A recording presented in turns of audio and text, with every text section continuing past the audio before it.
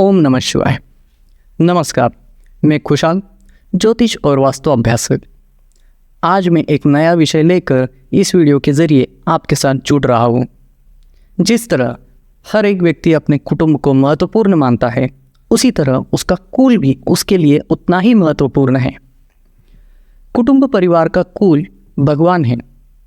तो आज हम जानेंगे कि वास्तुशास्त्र के अनुसार हमारे घर या कार्यस्थल में भगवान का स्थान कहाँ और कैसे होना चाहिए। आज की भागदौड़ भरी जिंदगी में कई लोग कहते हैं कि वास्तु दोष को हम मानते नहीं हैं, जैसे हम रहते हैं उसी में खुश हैं। असल बात तो यह है कि ऐसा बोलने से वे खुद को ही धोखा देते हैं, परंतु ये लोग समझ नहीं पाते हैं कि वास्तु सिद्धांतों के विरुद्ध जीवन जीने वाला व्यक्ति तब तक ही खुश रहता है जब तक उसका भाग्य और ग्रह की दशाएं अनुकूल है। मनुष्य अपने जीवन में सबसे ऊंचा स्थान अगर किसी को देता है तो वह भगवान है। मैं आपसे अनुरोध करता हूं कि कृपया वीडियो को अंत तक देखें, लाइक और सब्सक्राइब करें। प्राचीन काल में जब मनुष्य भोजन, वस्त्र और आश्रय की तलाश में घने जंगलों में भटकता था, तो वह कई बार अग्नि, बारिश या तूफान के चंगुल में फंस जाता था। तब बचने के लिए कहीं सहारा लिया करता था। उसके बाद ही चार दीवारों के घरों का बनना शुरू हुआ।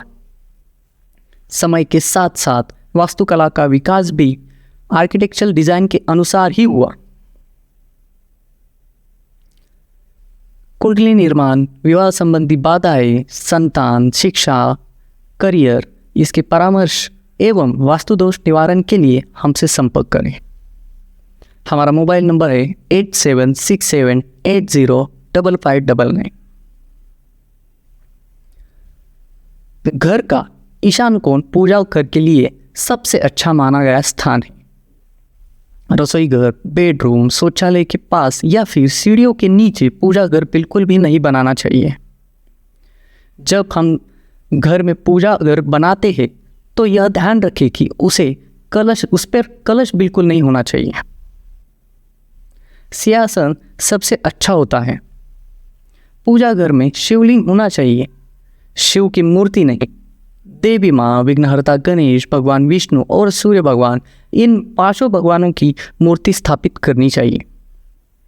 किसी ने भेंट दी हुई भगवान की तस्वीर पूजा घर में नहीं रखनी चाहिए, क्योंकि यह सब भगवान मेहमान होते हैं। घर में कहीं अलग दीवारों पर लगा सकते हैं। मैं तो कहता हूँ कि किसी फंक्शन में भेंट में मिली हुई अथवा तीर्थस्थल पर मूर्ति या तस्वीर खरीद कर घर में नहीं लानी चाहिए, अथवा किसी को भेंट भी नहीं करनी चाहिए। पूजा करने वाला व्यक्ति पूर्व या ईशान दिशा की ओर मुँह कर बैठ सकता है। देवी देवताओं की मूर्तियां कभी भी आमने सामने नहीं रखनी चाहिए। दीपक हमेशा पूर्व और उत्तर दिशा की ओर रखना चाहिए।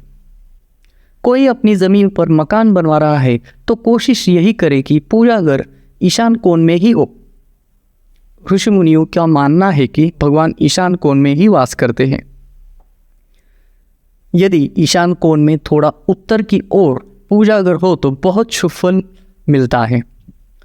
कोई दिक्कत है तो पश्चिम दिशा में भी पूजा घर बनवा सकते हैं, परंतु दिशा में थोड़ी भी गड़बड़ी हो तो पूजा करने वाले व्यक्ति का ध्यान केंद्रित नहीं होगा, क्योंकि यह भाग वायु तत्व से प्रभावित होता है। बेडरूम में पूजा घर नहीं बनाना चाहिए। अगर जगह की कमी या कोई मजबूरी है तो कम से कम सोते समय पूजा घर को पर्दों से ढक देना चाहिए।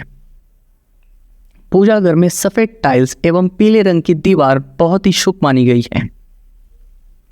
हमारा यह वीडियो आपके काम आने वाला है ऐसा लगता है तो प्लीज़ शेयर करो, लाइक करो और सब्सक्राइब करो। हमारे आने वाले नए वीडियो का नोटिफिकेशन पाने के लिए आइकॉन बेल को क्लिक करें। शिवम कल्याणम।